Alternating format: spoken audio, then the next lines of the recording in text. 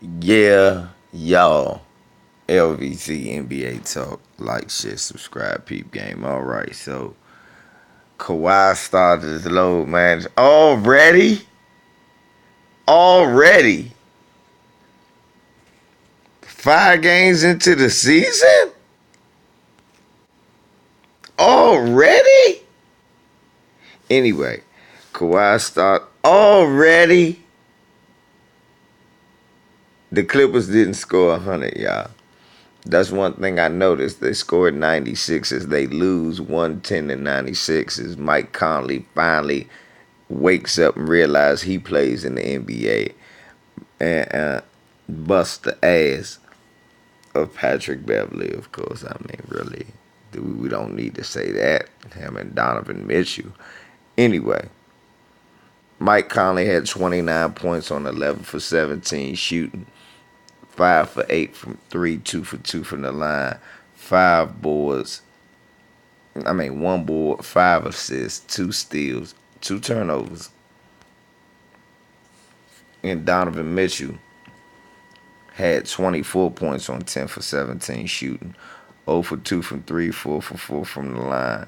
He had 5 boards, 2 assists, and 2 steals, 2 turnovers, and a 110-96 win over the Clippers.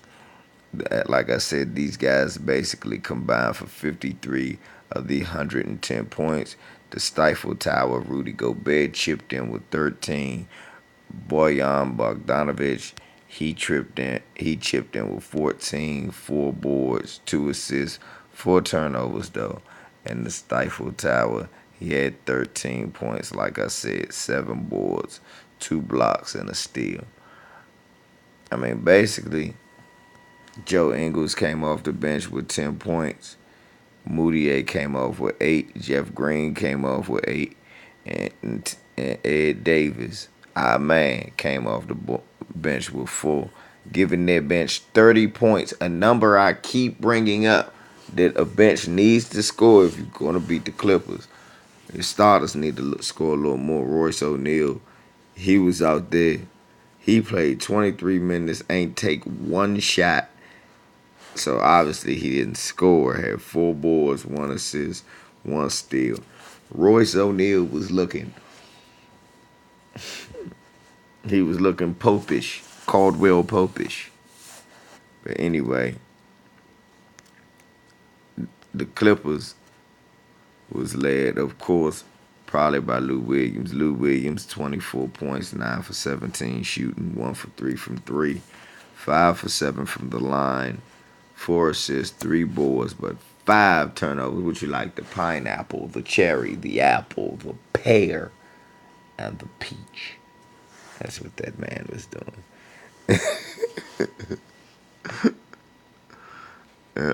Patrick Beverly, he was outstanding. 4 for 13 from the field, 0 for 4 from 3, with 8 points, 3 boards, absolutely no assists, 2 turnovers, and a steal because he's a defensive maven. In the 25 minutes he wasted. Ibaka Zubic, the world beater he is, he was 4 for 4 for his 8 points. And he had 8 boards, 1 assist, and 2 blocks. He was a +3. So, I guess he was okay. Patterson was 1 for 4 for 3 points. Shamit again 1 for 7 for 5 points. Montrezl Harrell only played 13 minutes, 5 for 9 though. Would he get injured? He had 10 points. JaMychal Green was off the bench, 8 for 11, 5 for 6 from 3, 8 for 11 from the field. He had 23 points, 8 boards. Oh shit! Got JaMychal Green been balling though, and a block. 9 points from Jerome Robinson, 4 points from Terrence Mann. Rodney McGruder scored nothing and played 17 minutes. So that bench gave 33, 42, 44. 48 points off the bench. But 48 to 30. That was half their points. Don't worry about it. Paul George averaged 28 points. But yeah, since somebody gonna have to have integrity, I'll do it. 5 games into the season, Kawhi Leonard is load management. A lot of people like to tell you how Kobe and Michael never took days off, and LeBron has no heart. But I mean, a guy who never played a full season, taking off 5 games into the season, he took off in the preseason. I mean, this was one of the reasons why I figured the Lakers would finish better than them, because our players are going to actually play. And then don't compare this to Tim Duncan or even LeBron James load managing. These guys actually had miles on their body from actually playing a full season. Kawhi Leonard has yet to give us a full season, and we know he's not going to give us a full season. This was probably the first time in the history of the league that I heard a man negotiate, hey, look, I'm taking games off. Now, Kawhi is still a great player when he's on the floor. The problem is, if you need to negotiate 5 games into the season, your body, because you're worried about getting worn down. Paul George isn't back yet. I don't see how you're going to gel as a team when you got a guy just taking off. Then, furthermore, this myth that this defense is so unstoppable. Man, I saw the Jazz's offense. They should not be able to, even with Bogdanovich coming back and chipping in 14.